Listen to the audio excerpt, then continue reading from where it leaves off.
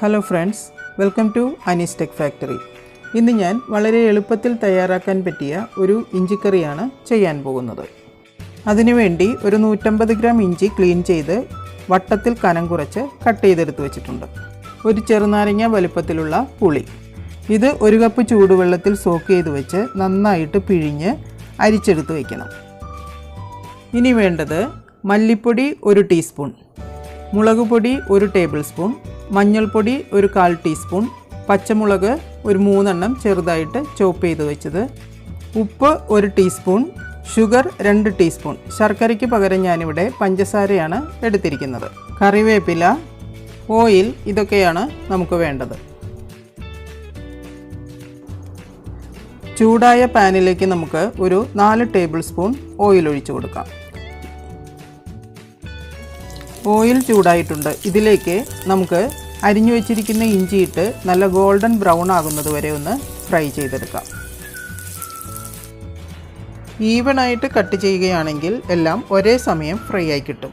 ഇപ്പോൾ ഇത് ഫ്രൈ ആകുന്നതിന് ഒരു 2 നിമിഷം വേണ്ടി വരും. നമുക്കൊരു 2 മിനിറ്റ് വെയിറ്റ് ചെയ്യാം. ഇഞ്ചി വറുത്തെടുക്കുമ്പോൾ വളരെ കുറച്ചേ ഉണ്ടാകൂ. ഇത് നന്നായിട്ടിപ്പോൾ ഫ്രൈ ആയിട്ട് വന്നിട്ടുണ്ട്. ഇനി നമുക്കിത് ഒരു ബൗളിലേക്ക് മാറ്റാം. തണുത്തതിന് ശേഷം നമുക്ക് മിക്സി ജാറിലിട്ട് നന്നായിട്ടൊന്ന് ക്രഷ് ചെയ്തെടുക്കണം. അധികം പൊടിഞ്ഞു പോകാതെ തരിതരിപ്പായിട്ട് വേണം ക്രഷ് ചെയ്തെടുക്കാൻ. ഇഞ്ചി വറുത്തതിൻ്റെ ബാക്കി ഓയിലിൽ തന്നെ നമുക്ക് പച്ചമുളകും കറിവേപ്പിലയും ഇട്ട് നന്നായിട്ടൊന്ന് വഴറ്റിയെടുക്കാം.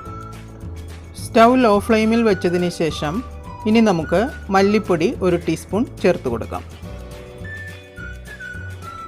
അടുത്ത് 1 ടേബിൾ സ്പൂൺ മുളക് പൊടി ചേർത്ത് പച്ചമണം പോകുന്നത് വരെ നന്നായിട്ടൊന്ന് ഇളക്കി കൊടുക്കാം. ഇനി 1/4 ടീസ്പൂൺ മഞ്ഞൾപ്പൊടിയും 1 ടീസ്പൂൺ ഉപ്പും ചേർത്ത് നന്നായിട്ട് യോജിപ്പിച്ചെടുക്കാം. ചേരുവകളെല്ലാം നിറം പോകാതെ നന്നായി മൂത്ത് വന്നിട്ടുണ്ട്.